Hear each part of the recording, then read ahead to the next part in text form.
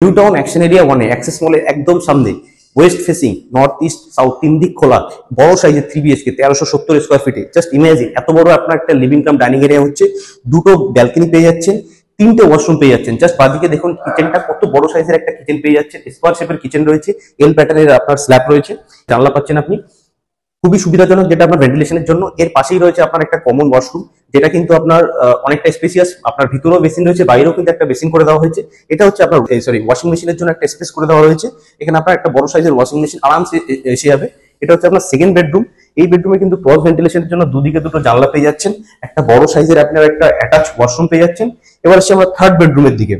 Third একটু বড় সাইজের বেডরুম রয়েছে, এটা তো আপনার ক্রস উইন্ডো রয়েছে, যেটা আপনার ভেন্টিলেশনের জন্য খুবই সুবিধাজনক।